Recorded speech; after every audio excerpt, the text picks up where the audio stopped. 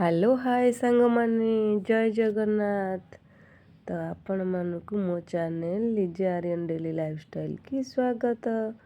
Please मो channel को subscribe करंतु, लाइक करंतु एंड शेयर करंतु। तो आपण को पई मु आज नै के आसी छी समोसा रेसिपी। तो आमे समोसा करिया पई आमे किछि मैदा नै जेमती मैदा रे किछि रिफाइन तेल किंबा घी आपण यूज करि परिबे।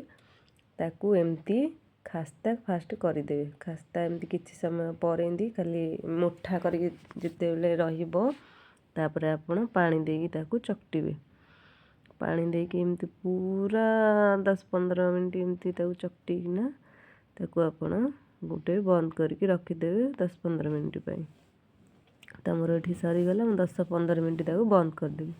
तो एबे आमे प्रस्तुत करिबा मसला।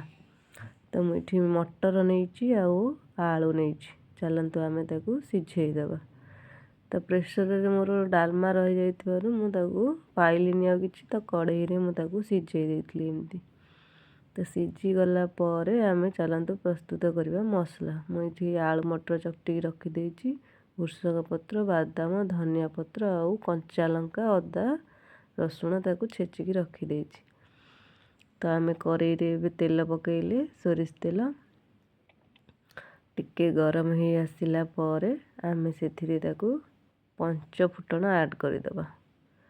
पंच फुटण ऐड कर सारला परे टिके समय गला परे फुटी गला परे आमे ताकू करी लिव्स भुर्संग पत्र आमे पकेइ दबा। सेथिरे भुर्संग पत्र टिके समय पचला परे आमे तापरे कंचा बादाम को सेथिरे पकेइ दबा टिके फ्राई करिया पई। तो एबे कंचा बादाम मु पकेइकी ताकू टिके हल्का फ्राई करूची। जेहेतु मो मोबाइल धरिया पे असुविधा होउची तो मु एमती भाजी के अल्प अल्प आपण मानकू देखौची। तो एबे भाजी आइसला परे आमे कंचा लंका रसुण छेचा पकेइ दिले। तापर आमे पाउडर मसला पकेइबे। पकेइ सारला परे जस्ट टिके फ्राई करिबा। तापर आमे आलू मसला जो मटर रखिथिले ताकू सेथरे ऐड कर देबा। ऐड कर सारला परे ताकू आमे एपट सेपट करके भल से टिके ताकू आमे फ्राई करिबा हल्का। तो हल्का फ्राई हो सारला परे देखनु मसलाटा एबे रेडी हो गला। तो आमे जो प्रस्तुत करके रखिथिबा अटा गुला को आमे एबे कोन गोल गोल शेप देकी ताकू आमे एमती रुटी टाइप रो बनेकी आमे ताकू कोन रो गोटे शेप दे देबा। तो देखंतु कोन रो शेप देला परे आमे ताकू सील कर दबा साइडटा, कारण सेटा छाड़ी जीवो तेल रे गरम तेल पकेले। तो आमे एबे आलू मसला भीतर दे देले। तो देला परे आमे ताकू एबे लॉक कर दबा।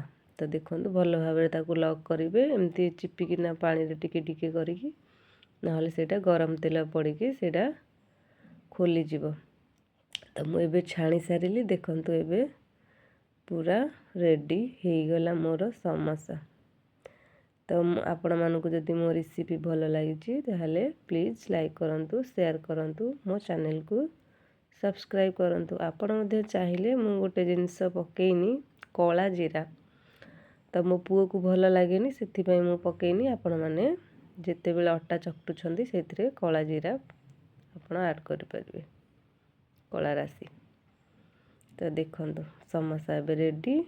नियंतु खाई के कहंतु केमिति होइछि मो समोसा। Thank you.